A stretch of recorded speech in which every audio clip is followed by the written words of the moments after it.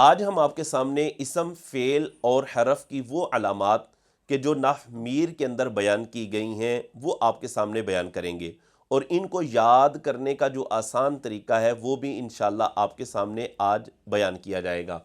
اسم کی جو علامات ہیں ان کو یاد کرنے کا آسان طریقہ یہ ہے کہ اس میں 4 چیزیں یاد کر لیں: شروع، آخر، صیغہ اور ترکیب۔ شروع سے مراد یہ ہے کہ وہ علامات کہ جو اسم کے شروع میں آتی ہیں، یہ 2 ہیں: الف لام اور حرف جر۔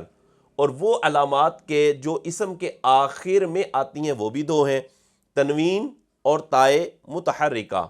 اور وہ علامات کہ جن کا تعلق صیغہ کے ساتھ ہوتا ہے یہ 4 ہیں، جیسے تثنیہ، جمع، اسم منصوب اور اسم مصغر۔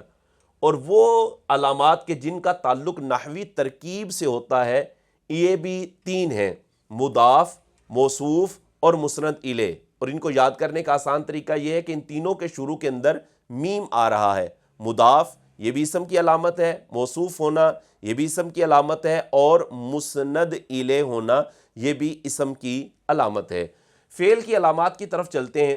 فعل کی علامات کو بھی یاد کرنے کا یہی طریقہ ہے، لیکن اس میں ترکیب نہیں ہے۔ 3 چیزیں اس میں ہیں: شروع، آخر اور صیغہ۔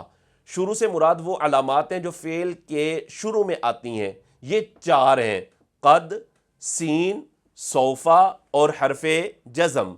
اور آخر کے اعتبار سے اگر دیکھا جائے تو فعل کی علامات میں جو فعل کے آخر میں علاماتیں آتی ہیں وہ 2 ہیں: ضمیر مرفوع متصل جیسے ضربتا، ضربتما، ضربتم وغیرہ، اور دوسری جو علامت ہے فعل کی وہ ہے تائے ساکنہ جیسے ضربت وغیرہ۔ تو یہ 2 چیزیں ہوگی۔ تیسری چیز ہے صیغہ۔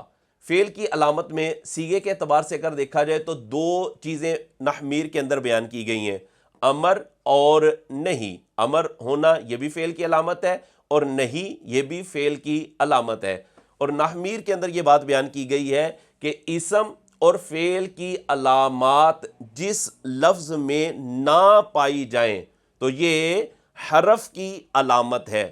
اسم اور فعل کی علامات کا نہ ہونا یہ حرف کی علامت ہے۔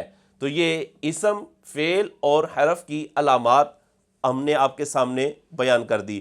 اس میں اگر دیکھا جائے تو یہ ویسے مبتدی جو طالب علم ہے یہ ان کے لیے ہے، اور اگر آپ اس میں مزید تفصیل جاننے کی کوشش کرنا چاہتے ہیں ویسے تفصیل ہو جاتی ہے اور وہ بڑی کتابوں کے اندر موجود ہے۔ آپ دیکھ رہے ہوں گے کہ کچھ ایسے الفاظ ہیں جو آپ نے دیکھیں اسم کی علامات کے اندر، کچھ ایسے الفاظ ہیں کہ جو ان علامات سے نہیں پہچانے جا سکتے، جیسے اعلام ہیں، اسماء اشارہ، اسماء شرطیہ اور ضمائر وغیرہ۔ لیکن یہ جو ہم نے گفتگو کی ہے یہ مبتدی طلباء کے حوالے سے کی ہے۔ اسی طرح اگر فعل کی علامات کو دیکھا جائے تو فعل کے اندر تو اور بھی علامات ہیں، جیسے فعل مضارع ہونا، حرف ناصب کا آ جانا، نون ثقیلہ اور نون خفیفہ کا ہونا یہ بھی فعل کی علامت ہے۔ تو اس میں اساتذہ یہ بیان کرتے ہیں کہ اس کو یوں اگر کر لیا جائے کہ فعل کی علامات کو جان لیا جائے اور حرف کی علامات کو جان لیا جائے تو یہ کہا جائے کہ فعل اور حرف کی علامات کے علاوہ جو بھی لفظ ہمیں نظر آئے گا ہم اس کو اسم قرار دیں گے۔